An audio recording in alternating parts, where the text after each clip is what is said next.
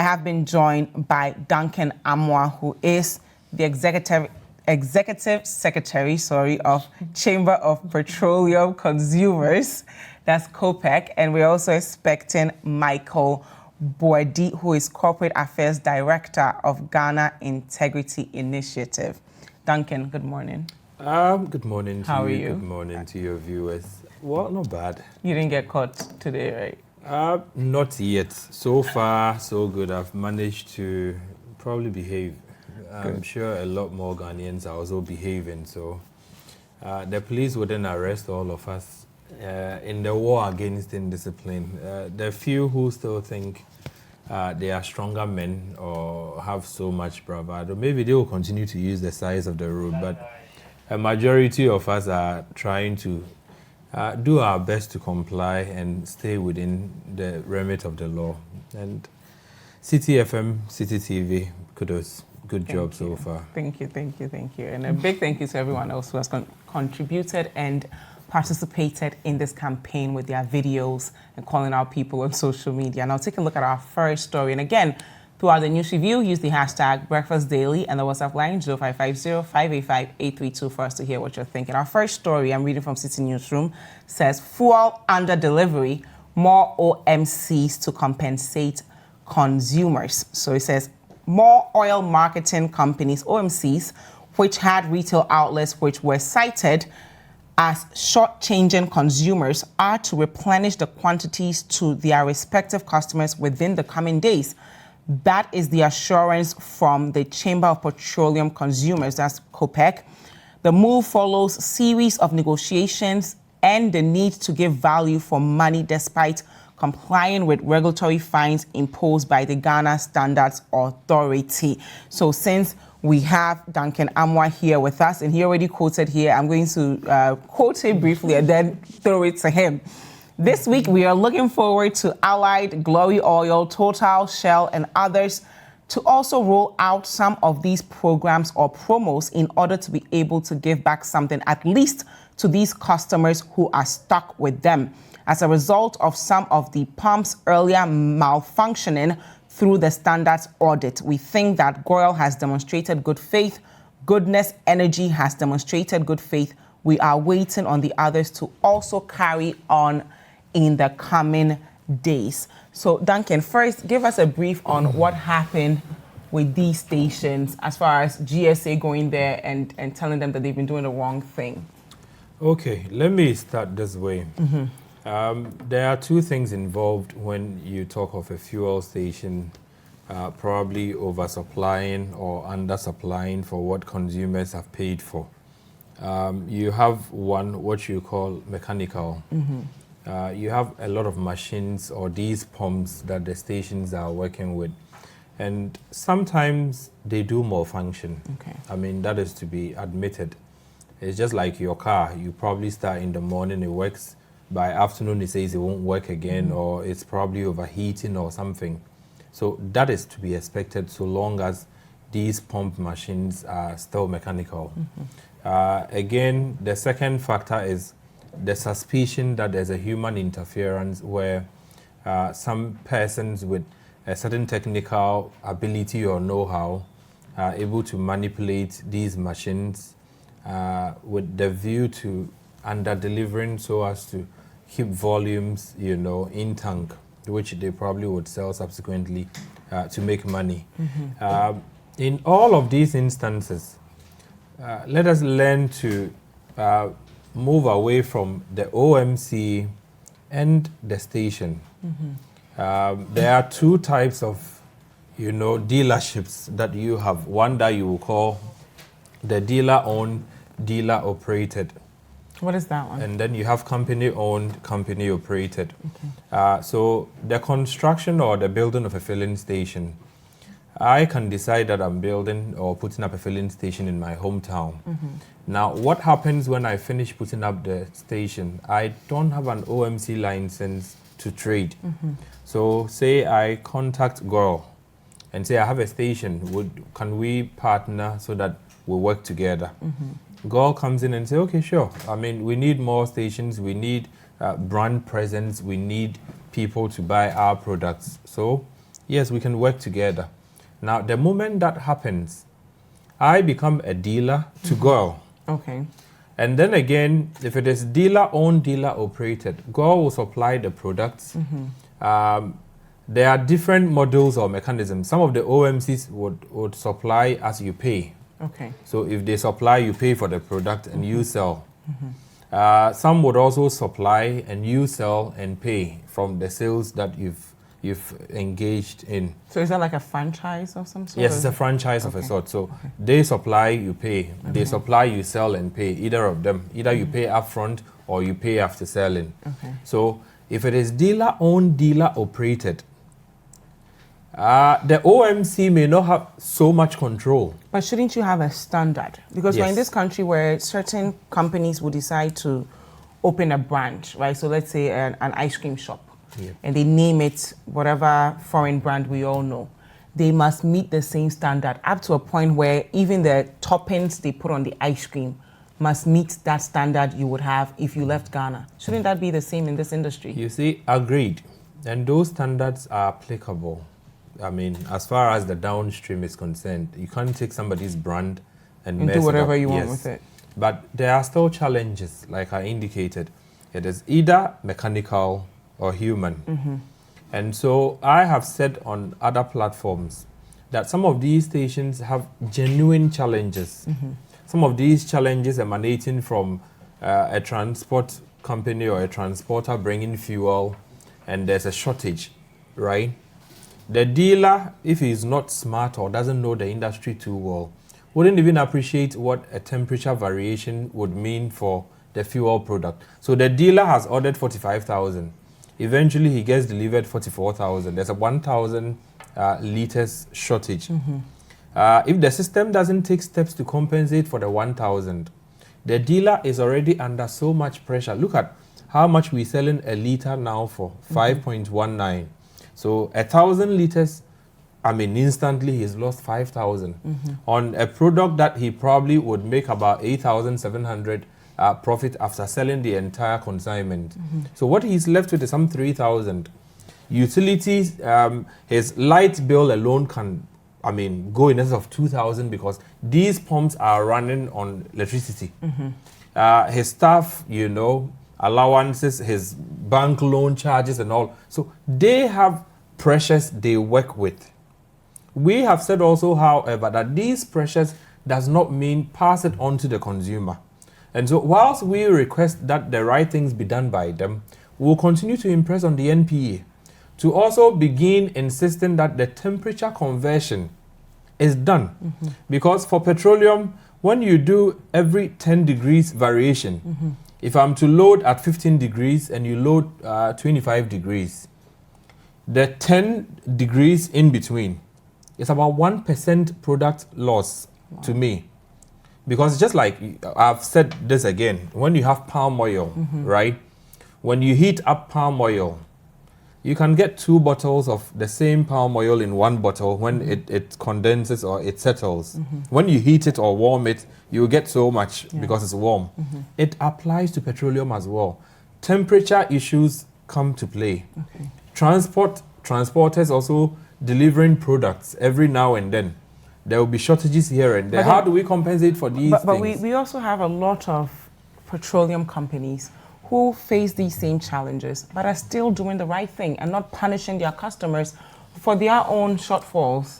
Jifa, it is what it's supposed to be.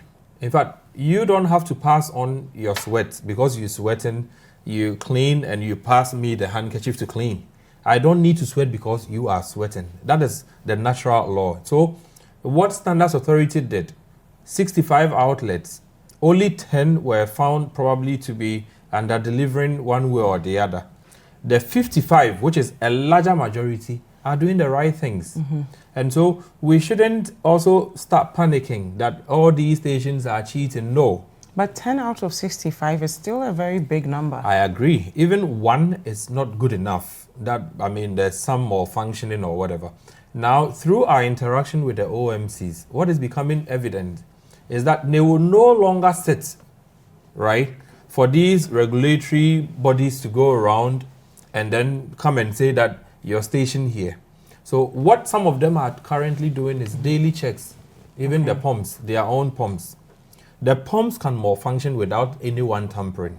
And then again, those with specific knowledge can also tamper with these pumps and under-deliver so as to, keep products in there to sell later and make money. So that is established. Now, the stations that were cited... The 10 stations. I think only 2 had real challenges where seals had been broken. And so when you have the pump or the machine, GSA calibrating it in such a way that you shouldn't go in there and play with how the delivery mechanism works. So they put seals in there. If they go and you've broken the seal, then it spells out a motive. Yeah. But the other 8 probably had a mechanical challenge one way or the other. We would insist that the GSA should go ahead and close down stations that break these seals. Because that's deliberate. If it's deliberate, then you can't have any excuse for them.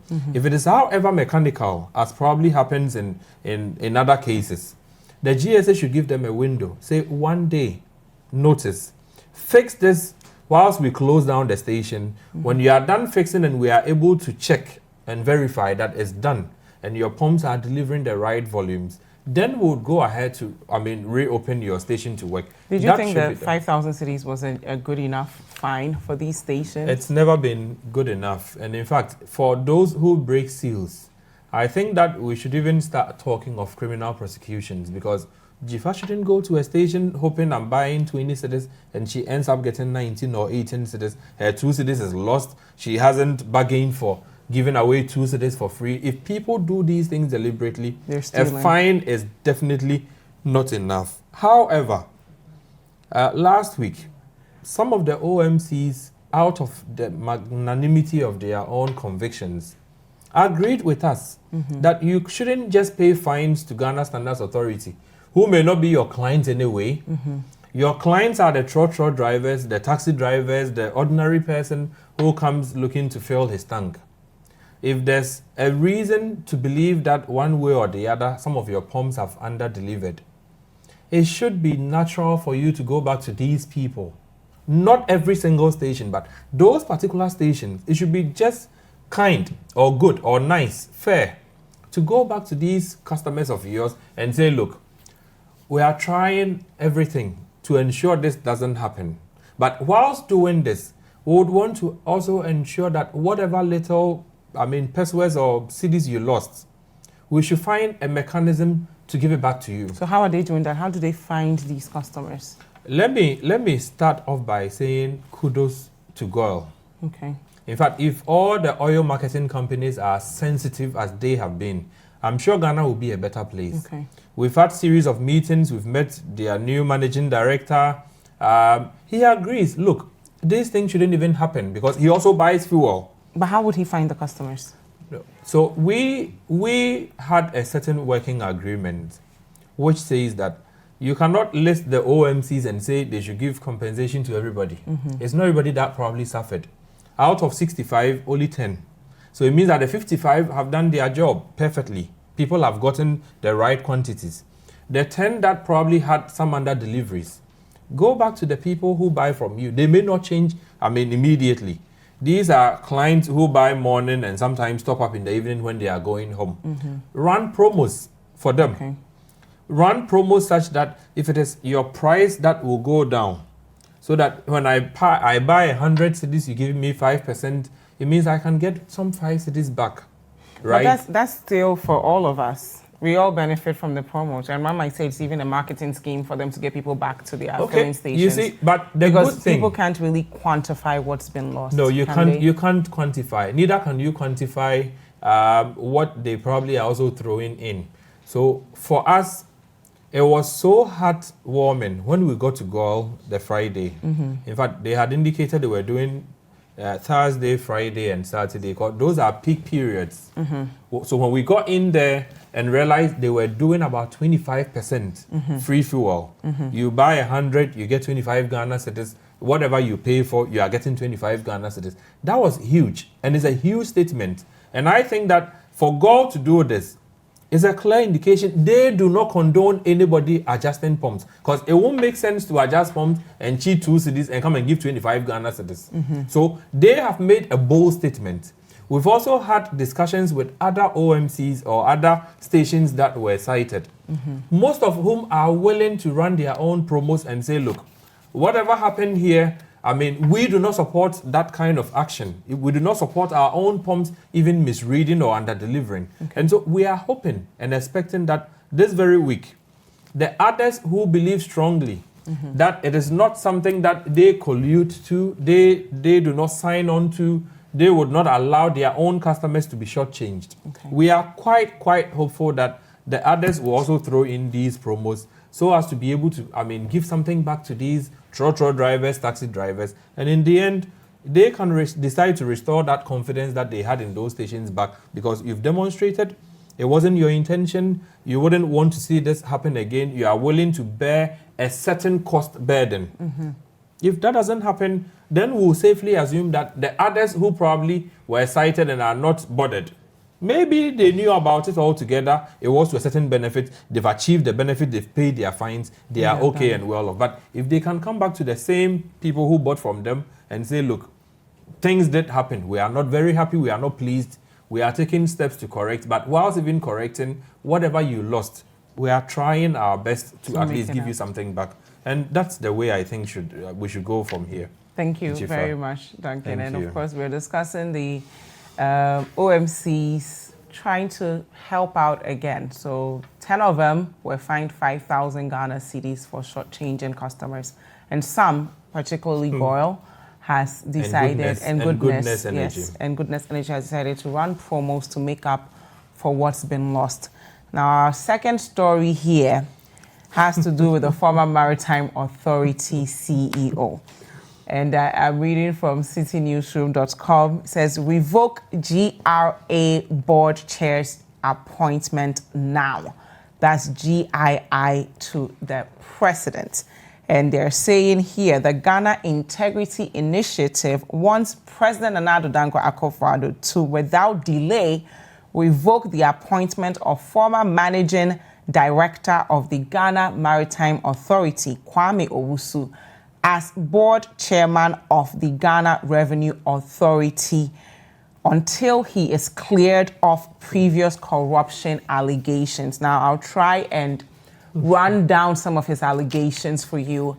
Then we'll go for a quick break and then discuss the topic. So some of them include, well, we firstly know that he resigned because he had reached 65 years old, which is too old to be in public office in the first place.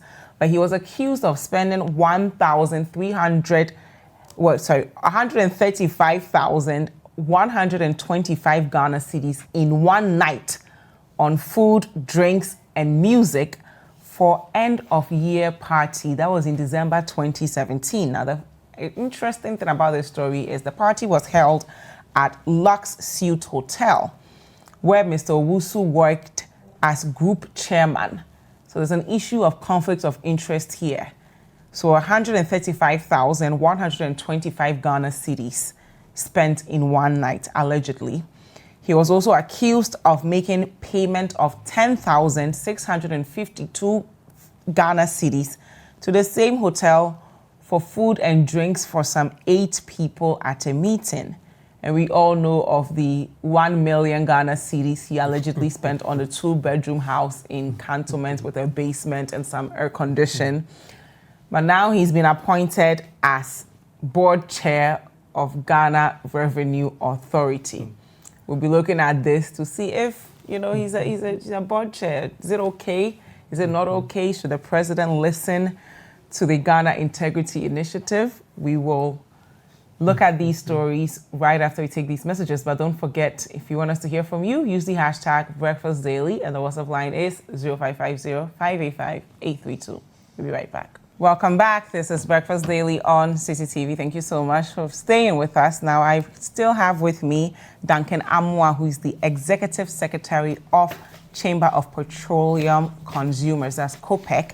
And we just have Michael Boydi also with us. He's Corporate Affairs Director of Ghana Integrity Initiative. And before the break, I was telling you about Ghana Integrity Initiative, asking the president to, without delay, revoke the appointment of the former managing director of the Ghana Maritime Authority, that is Kwame Owusu.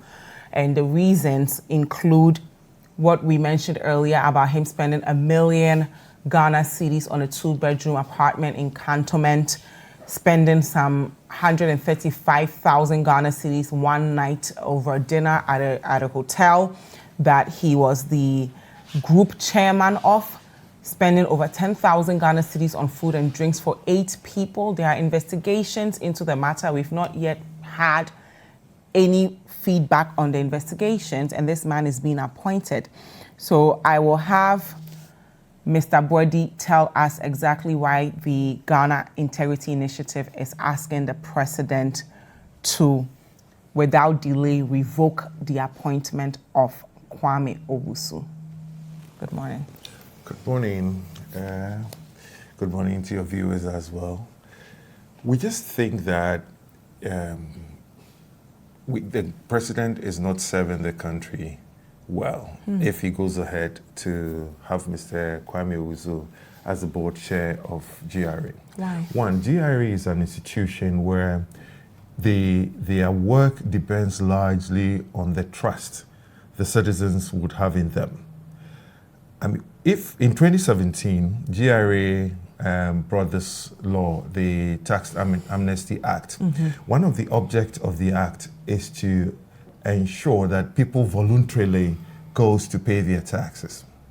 Now, if an individual will voluntarily go to pay their taxes, it will depend on, one, the trust the individual has in the institution that are collecting the tax.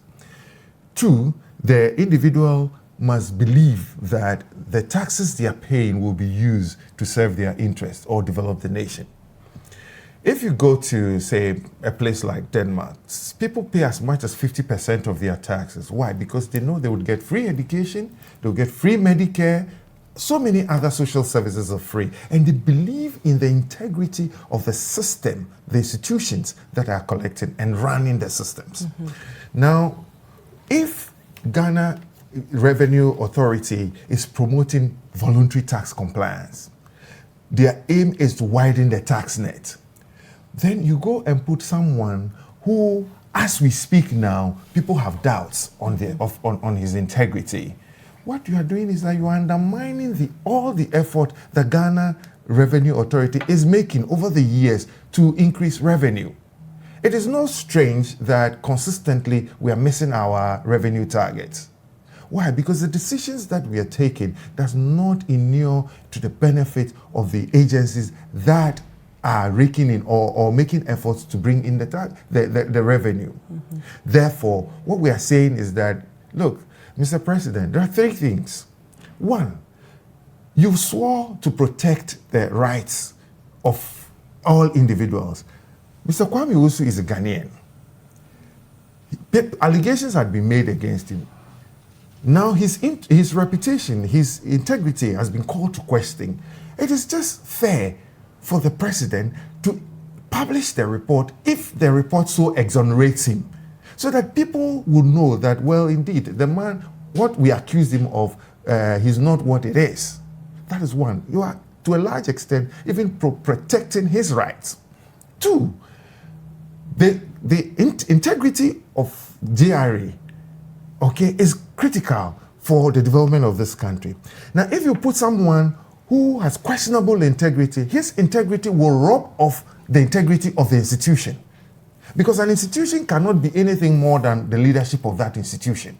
And therefore, what you are trying to tell us is that let's not trust GRA to give our tax monies to.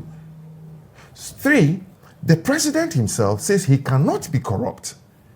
He would fight corruption. He promised that. He signed a social contract with the citizens.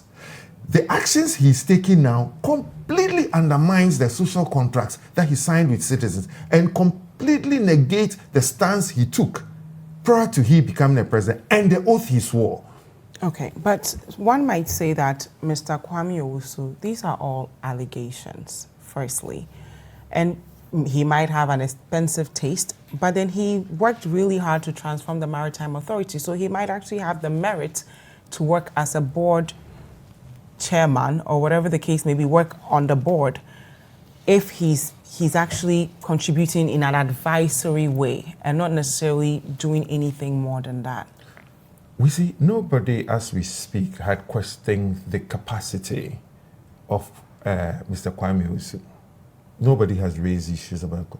But what you are trying to also then tell us is that, well, irrespective of your level of integrity, you can be a thief for all you want, so long as you can bring in the money.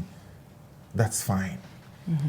Will you vote for a president who comes to campaign and tells you, as for me, I endorse corruption, but I can assure you that I will corrupt other nations and bring you the resources and make you comfortable? No, you won't.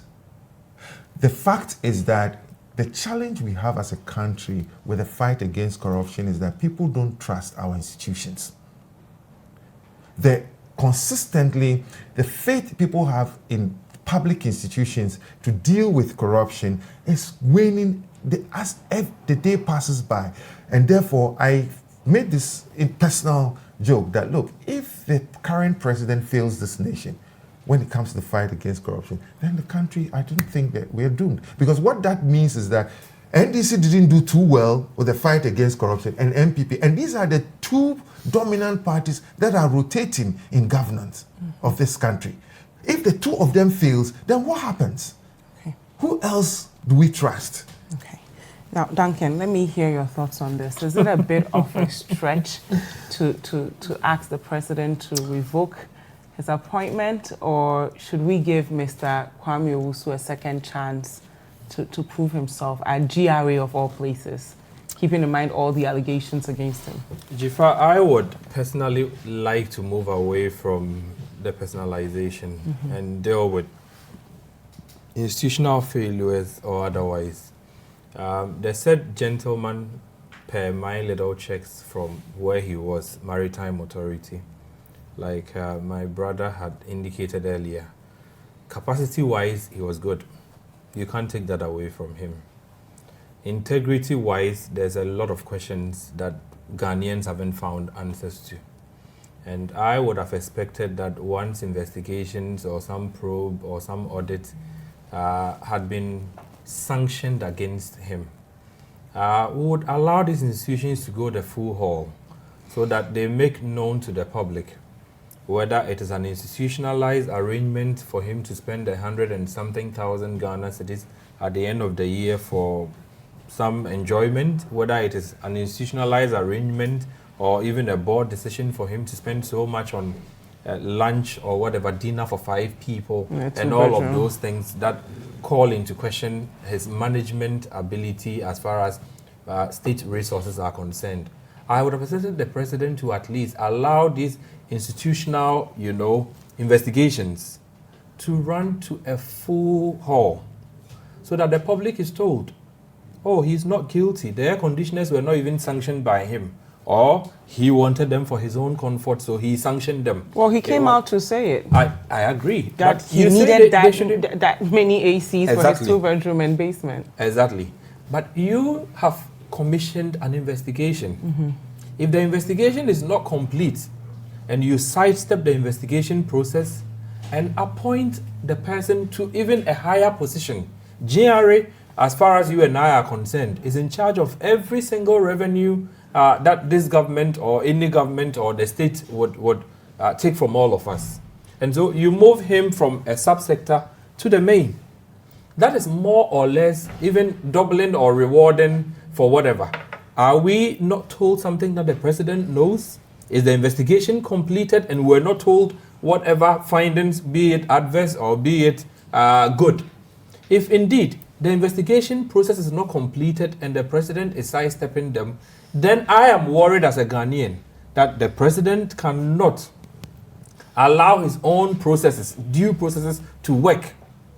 Again, as to whether he going to the board of GRA would even bring goodwill or ill will from the public, I think that your guess is as good as everybody's, because he has come in the line of fire. He has come out openly to defend himself, to tell Ghanaians that he deserves much more than that. If at GMA, Ghana Maritime Authority, he deserved 13 air conditioners, how many would he deserve at GRA? You know, those are questions that Ghanaians will be interested in getting answers to. But I think that Mr. President should have allowed his own processes to at least terminate to its, fullest whatever. But as it is, it looks as though, we'll investigate. Nothing comes out of it. Public funds are abused or wasted anyhow by appointees. And in the end, you find a section of Ghanaians asking, Mr. President, do you still have the men? Or it's a few men situation, so you need to run them round in a circus. So if he underperforms or has a challenge here, you move him to another sector, to go and create another mess.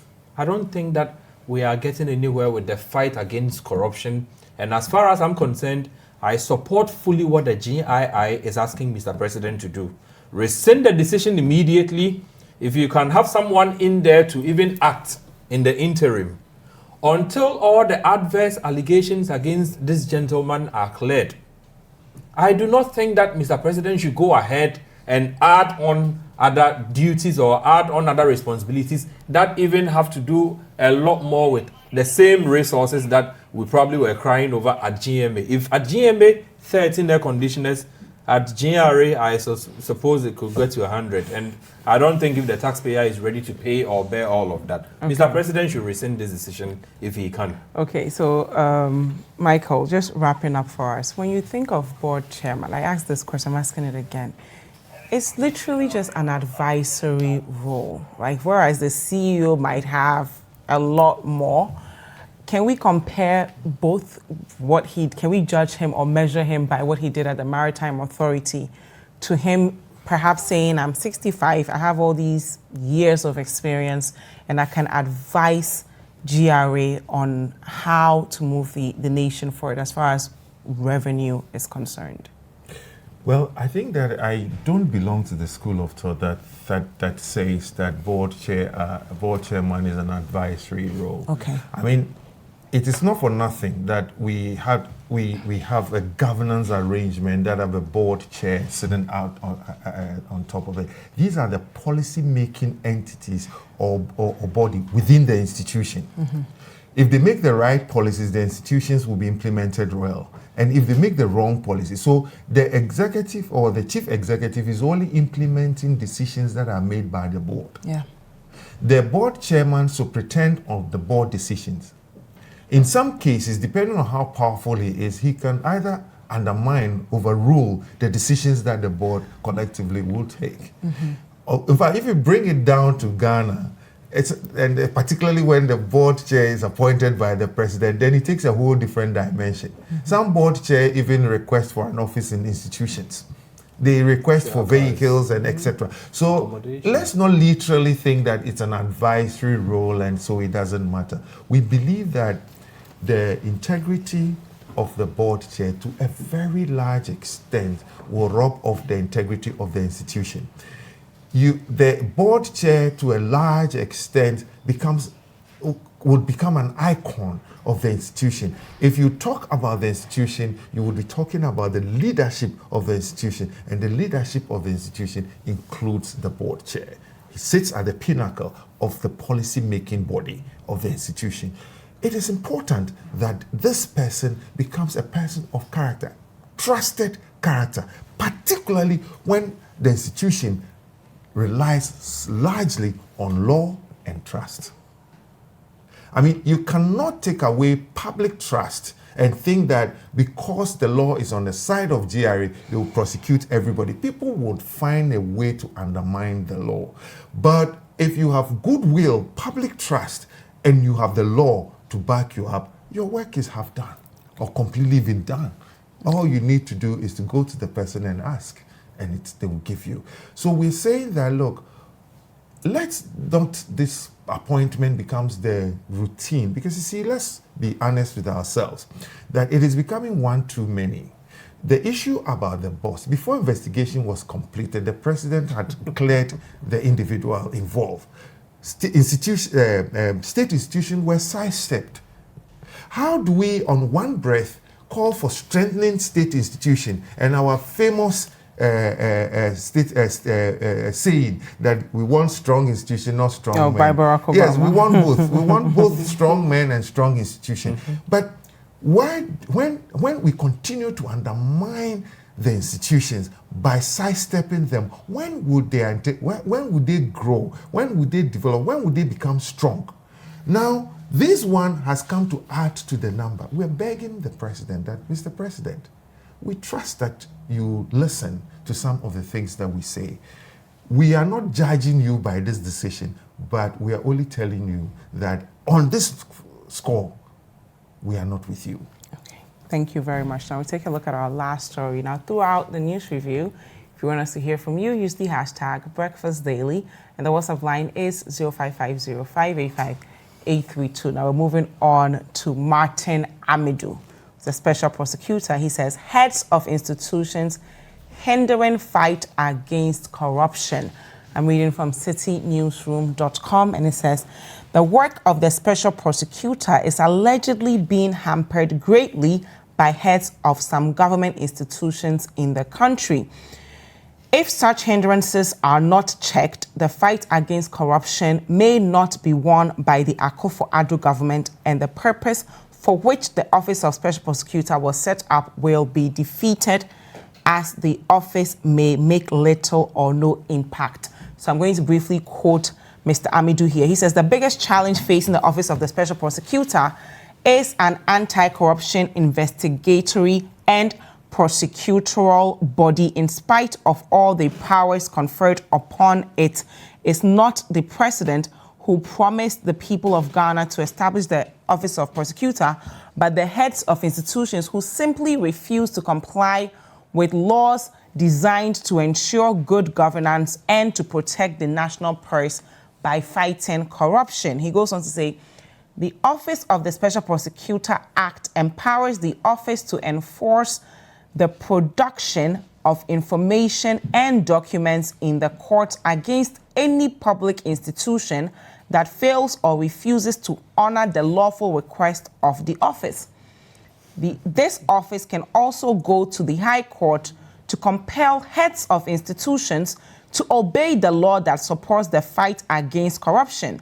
The consequence will be that, in accordance with the civil procedure rules, this office will have to sue the Attorney General as the representative of the state. So he's saying if they continue to fail, the Office of Special Prosecutor has the right to sue the Attorney General as the representative of the state.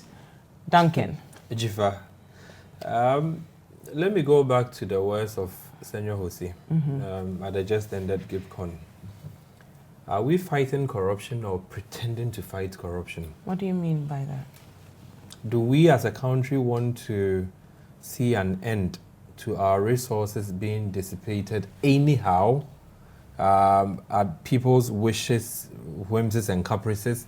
Or we want to streamline everything such that if Jifa is entitled to 1 city, it is 1 city. She doesn't use, the back door to get 1,000 cities, and then the healthcare delivery system suffers, everything else suffers.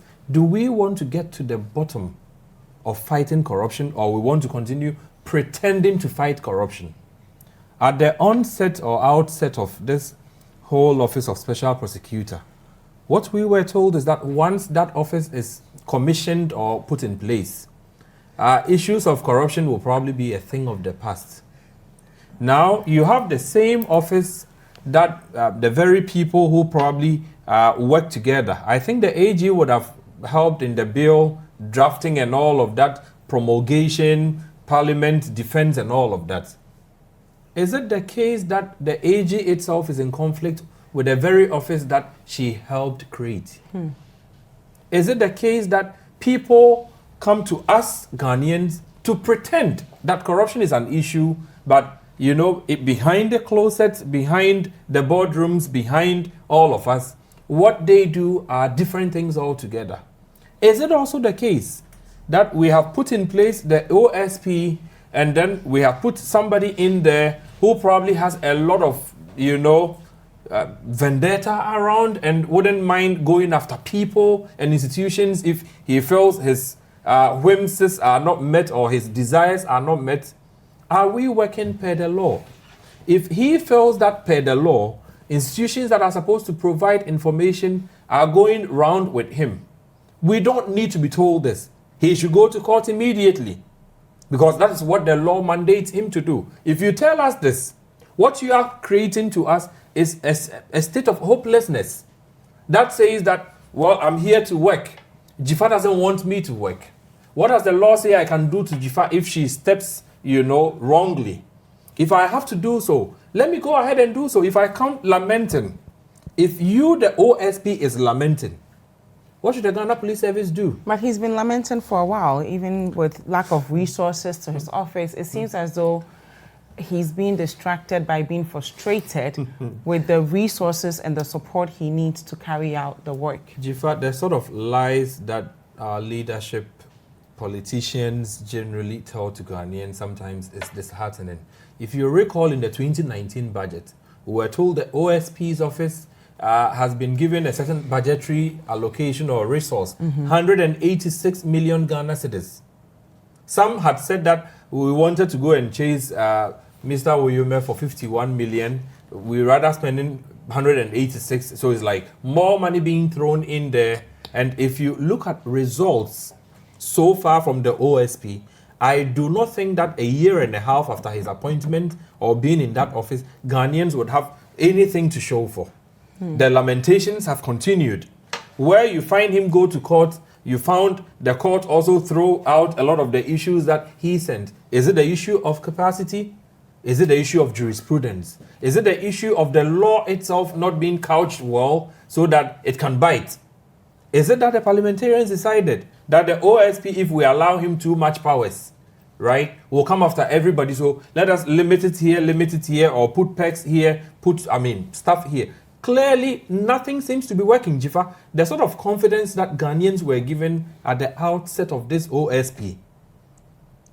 You cannot say that Ghanaians have been given 10% of that assurance or that dream of fighting corruption when the Office of Special Prosecutor comes to be. Today, corruption is much more pervasive across board. In institutions, in public, service, in places where you would expect people to at least exercise a lot more integrity, they go for personal good. No one seems to be fighting it. If you have civil societies also come up to raise some of these corrupt issues, those guys become targets. If you have journalists expose those corrupt issues, they become targets.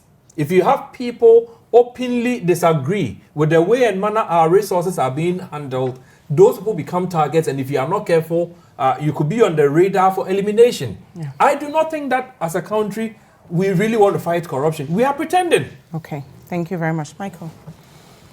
Office of Special Prosecutor and agencies frustrating the office. Well, I can't agree with my brother more. As a matter of fact, when I read the story this morning, I was tempted to ask, has our senior citizen, Mr. Martin Amidu, come to terms with the reality of his job or not? You understand me? Because you see, the reality is that he's now the special prosecutor. The OSP Act, the Act 959, gives him the power of the police. You understand? It gives him policing power. This man can literally cite everybody who obstructs his investigation and charge him to court. Once upon a time, we heard another write-up that somebody had sent chiefs to beg him, please stop complaining. Cite somebody who is obstructing your prosecution. You see, what we need to do is that the lamentations are not producing the results. Take action. If you cite one or two heads of institutions, public institutions, and get them charged in court, fine them or jail them or whatever the punishment thereof is meted on, it will send a signal to people that you mean business. As we speak now, we think that we need to probably write a second lamentation for you and probably increase the chapters of the Bible, because as it is now, he is only lamenting. It is either somebody is obstructing his work, it is he's not got resources, it is now people now not giving him information. Look, the reality is that I cannot pretend not to believe what he's saying. What he's saying is real and it's true. Manasseh was doing an investigation on this Zoom Lion issue. Mm-hmm. He went to the local government ministry. He was told that, well, the case is in court, so he couldn't get the information. He went to the Attorney General. Attorney General wrote to the local government ministry that releasing that information to the gentleman will not affect the case in court. When they went, initially they said they haven't received the letter. The second time he went, he said even the information you were asking for is missing. Wow. Yeah, it's lost. We can't find it. So he might be facing some genuine frustration. So there are genuine information, but except that Manasseh can only lament because he has no power to do anything except to lament. Now that we have RTI, maybe he could invoke the RTI. But you, Mr. Hamidu, apart from the RTI, you can literally cite people for obstructing your investigation. You have powers that you have to utilize. And this one is not the one that you say, okay, investigation is taking time, corruption investigation is taking time, and no. When people are obstructing justice, please, it's just like a policeman arresting you and you resist arrest, and the policeman then goes to the media and say, I'm arresting this man and he's resisting arrest. You can just arrest him and cite him immediately. Those are crimes that, they are, well, I mean, it's just comes and you act on it. Thank you. Please, what we are saying is that, yes, we've had enough lamentation. We understand the frustration in the system. But please, Honorable Mr. Hamidu should move from when he was a citizen vigilante to the OSP. Okay. Because the OSP, he has more powers. Thank you very much. Michael Verdi is Corporate Affairs Director of Ghana Integrity Initiative. And of course, Duncan Amwa is the Executive Secretary of Chamber of Petroleum Consumers. That's COPEC. Now, if you see some of your messages, so I'll read them briefly. Thank you so much, gentlemen. Good morning, Jifa. Please tell Mr. Amwa to continue his good work. I traveled to Volta last and some LPGs depot are selling at unit price of 2 cedis 99 pesos, but at Empire, so the unit price is 3 cedis 33 pesos. So this is from Ernest. This former boss of the Maritime Authority seems to be the only Ghanaian schooled enough to necessarily work in public service. Why send him to other public office with all these issues hanging on his neck? Well, people who engage corrupt officials, they say, are accomplices. This is coming from Sela from Sogakope. AU Farouk from Tamale says, good morning. The president will do Ghana disservice if the former maritime boss, Kwame Owusu, head the GRA board chair. Someone found in corruption scandal is given a high portfolio again. Is Nana Addo's MPP government ready to fight corruption? Molanyo Nketia says, I strongly believe it should be about competence of persons being appointed and not mere unsubstantiated allegations against Mr. Kwame Owusu. Based on his track record, facts and figures, I am very optimistic he will increase Ghana's revenue. On the other hand, the lecturer is also on point. There are other competent men and women in the party who are fit for that position. So those were some of your messages. Thank you so much for being with us. Do not go anywhere. Up next, David will be talking to Dr. Kelvin about STIs. So we talked about STIs last week and we'll continue. We'll be right back.